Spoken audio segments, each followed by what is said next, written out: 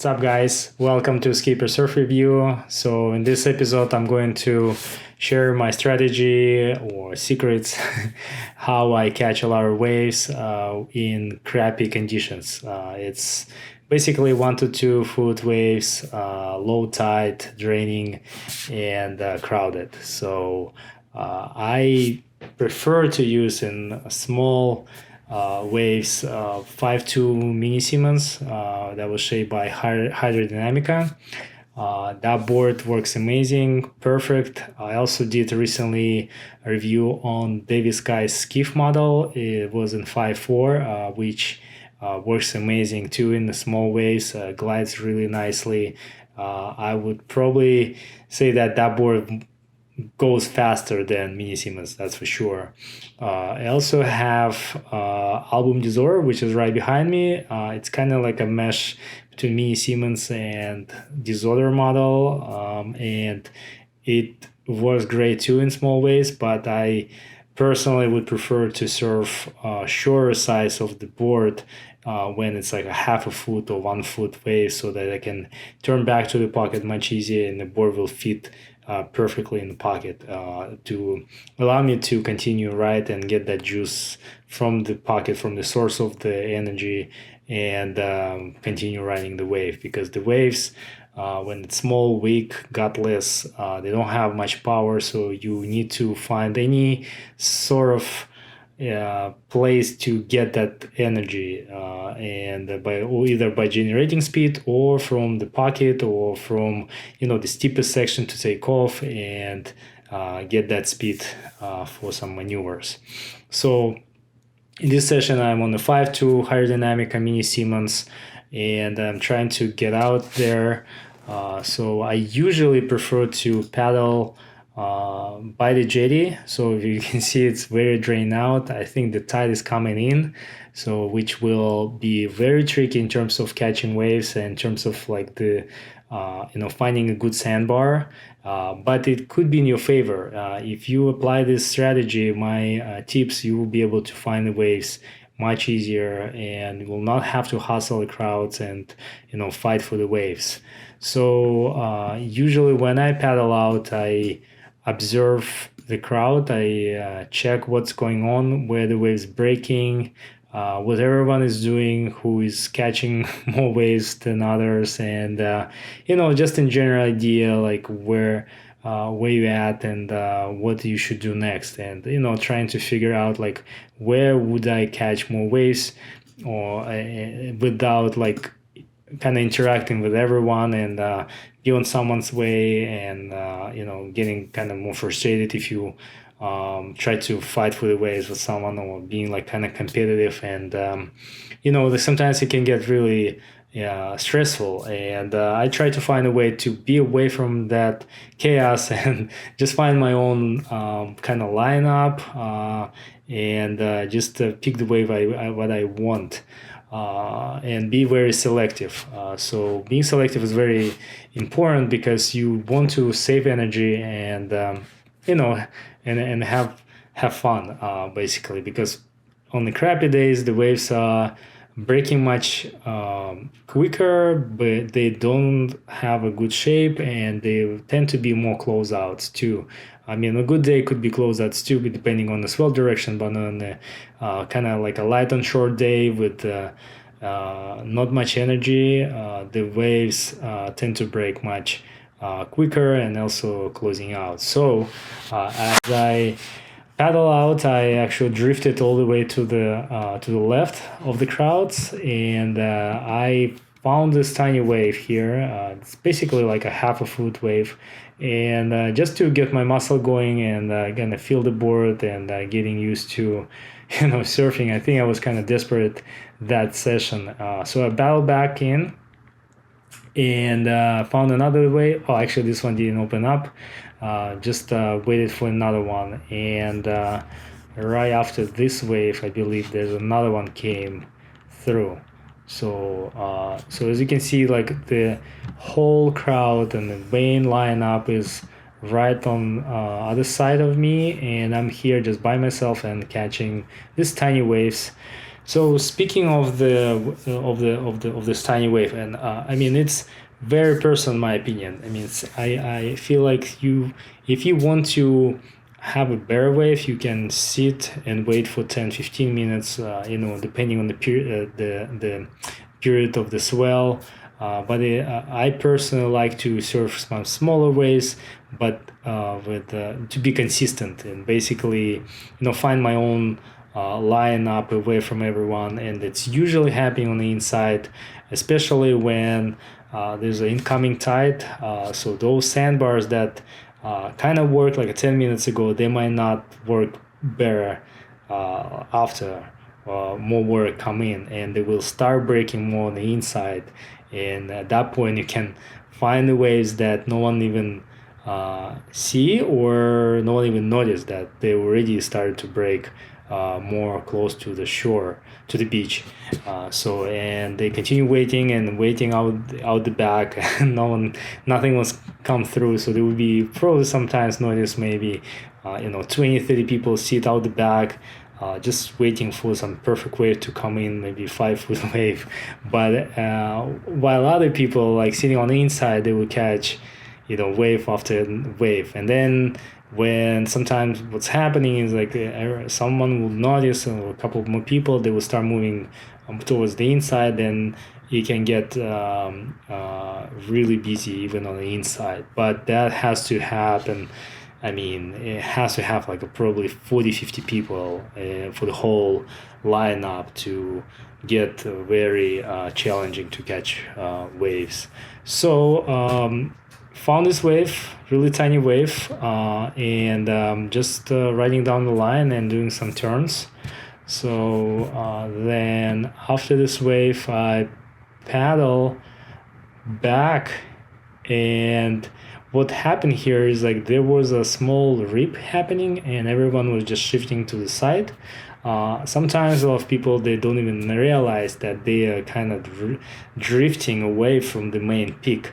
So and if you surfing and not maintaining position, that's a kind of not the good way to start surfing. You want to be if you want to know where you sit, you want to know where you're positioning in the lineup. You can pick something on the beach, some metal pole or some house or wherever, like some pointers that will tell you that you're in the right spot. So a lot of times people just sit and then just drift away and realize a little bit later, maybe 5 minutes later, that they're away, and then they will start to come back to the main peak. So this is what happened, and everyone drifted, and then I was right in the spot they were before, like 5 minutes ago, and I found this good wave here, I believe, and we're just like going down the line. You probably can see like I'm passing the whole pack of people who drifted. Unfortunately, this wave didn't kind of work the way I wanted. Got too fat, and I just paddle back out again, and as soon as I paddle back out, I found another wave right on the inside. It just opened up and it was very small. So I just want to talk about being very selective catch waves. So when I surf and I paddle, I look always on the shape. So I look for this curve that is happening to the right of me. If it would be like rolling up, I wouldn't even go. I would save my energy and wait just for another wave. So try to be selective, be really picky in terms of like what waves catching. I know you want to maybe do some workout, get some beatings, you can go for that. You can sometimes I do test those waves when it's a little bit kind of close out, but sometimes it's stay open. Usually it happens when it's a kind of mid to high tide, when there's a little bit more water, or if it's a hard offshore day, that wind will kind of keep that face still open, even it looks like a kind of close out, but it will still stay open because that hard offshore wind will keep that face still open until it hits like a really the low, the shallows, and it will close out. So at that point it will be already probably doing some kind of quick turn or something else. So try to be selective, and this wave was really small and tiny, it just do some turns, and I'm happy with that. I mean, speaking of the maneuvers, and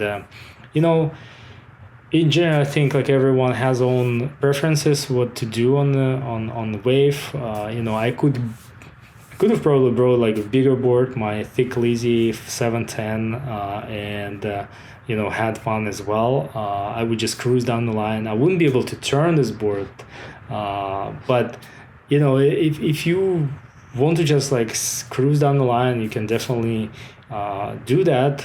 But if you want to progress and want to do some turns, some work, do some kind of cutbacks, then you want to kind of use the shorter board.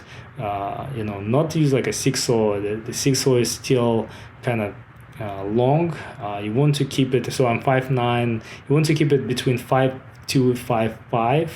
In that range, at that point, that will really kind of fit in that pocket and allow you to do like that cutback if you wish. So paddling back out again, and I found again another wave here. So let's see what happened here. Oh yeah, I kind of bailed because I saw on the other side someone was going left, and I just didn't want to interact, and for our safety I just kicked out, and I just didn't want to move forward with that. Then I kind of shifted to the side again of the lineup. I try to prefer just not to sit all in front of everyone on the inside, because at some point it can be really dangerous. And so if we get like 10 more people, sometimes there will be 4 or 5 people paddling for the wave, and they can go straight right at you. So try to stay away from the pack on the left, on the right, but kind of close to the inside section. And at that point, we have more option to move away from everyone and be in the safe spot. So this wave opened up on the inside, paddling, looks really nice, quick turn, and and done. I finished it up. So I ended up all the way by the jetty. So and I paddled back out, joined the kind of lineup, my own lineup here. Everyone you probably see, everyone is drifting to the side. I'm sitting, observing, trying to figure out where the wave might break next. So you want to move around a lot and find it out. So immediately one wave came my way. It looks really weak. It feels like it has no power at all. But since this board is magical, it just keeps going. I don't even have to pump. I was even able to do some chiller 5 on it. So yeah, amazing shape. That's why I love mini Simmons. Anything that in that shape, I just can't pass. I can't pass it, and I would like to have more mini Simmons to add to my quiver for sure. So after this wave, I think I decided to paddle all the way to the right, where no one was sitting, and I think because it was like kind of too drainy and nothing was closing out there, I think everything was dumping, and as the tide started to coming in, there were more water, and it started to have a little bit better shape. So, and like this wave, it kind of looks fat. Since it has a little bit more water, it started to have a little bit more open face, and we're just getting that nice turn. So that was probably the best wave of my session, honestly. I mean, the biggest wave of my session. And as soon as I finished that wave, everyone saw me, and if I speed it up, you probably will see how people started to paddle towards the spot where I just took off, and it started to get crowded. So, which is fine. I mean, I do it sometimes as well when I see someone or some of my homies start to catch a lot of rides. It's like, oh, okay, let me go check it out. But sometimes it might not be the case. Sometimes that wave could come like every 10-15 minutes, and you can just end up just waiting there for the next set. So you know, before moving to the spot where you think it might be breaking better, you would just want to observe if it's more consistent or not. But what happened here, everyone drifted to the spot, and I ended up going more on the inside. It kind of like shifted the whole crowd. It kind of split it in half, and then one crowd went to the spot where I was, and one crowd stayed in the same spot, and you know, no one was right in the inside section. So we're just by myself and getting these waves that would open up and you know, ride them. So I think after this wave, I got another wave again, and you know, it started to get a little bit more mellow on the inside, start to have better shape. So yeah, that's how I do this strategy when I deal with the crowds. So I think at this wave I already had. Let me see this one. Yeah, again, I'm on the inside, found one corner here, low pump, and finish up with this closeout re-entry. So you know, this I'm cheering for my homie Marvin. Yeah, he got some rides too. Yeah, and yeah, it's a really fun process, you know, hunting some waves on the inside. Sometimes I do go to the peak and then just sit and wait for the better wave, but it has to have a good day. It has to have good conditions, and at that point you can really kind of take your time and you know, be part of the lineup, follow the surf etiquette, and you know, do turns, and that way it's totally cool. But when it's like shitty, crappy, and a lot of waves that no one rides, I mean, I would prefer to do this than would just sit outside and wait for your turn or wait for the good wave. Sometimes even if you find a good wave, it might not be actually as good, because when it's crappy onshore, those bigger sets, they tend to close out quicker. So that's what kind of noticed here. But this one actually stayed open, and I continue riding this wave all the way to the inside, actually to the beach almost. So yeah, that's how I kind of judge the waves, how I move around a lot. So that's kind of the key. And you know, you can go with the smaller board, big board, wherever. Try to find on peak, find on kind of sandbar when the tide is shifting, and at that point you can have more fun in the water. So yeah, guys, let me know in the comments down below if it was helpful, if you want to hear more about this. I bring my GoPro next time into the water, so it might give you a little bit different perspective what's happening. I forgot to mention that when you sit in the lineup, you want to always check who is doing what, like who is behind you, who is in left and right. So especially on a bigger day, it's very important. In a small day, like it's not as critical, but you still want to be aware of like what's about your surroundings, who is in front of you. Sometimes you might not even notice the wave would come your way, and then you will turn, and then someone is right in front of you, and you're gonna lose like 2-3 seconds to move around, and at that time the wave will pass you. So be aware of that, and kind of try to have more fun and not hustle and fight for the waves. It's not really worth it. There are plenty of waves, especially when you surf beach break. If you're surfing point break, that's a different story.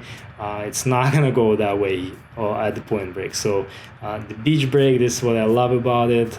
You can find on sandbar, even if it's super crowded, you can still find the wave on the corner, maybe like a half foot smaller, but you will be riding stress-free and with a smile. So thank you guys for your support. Thank you guys for watching. Let me know in the comments down below again, like what you would like to see more, and I hope to see you soon.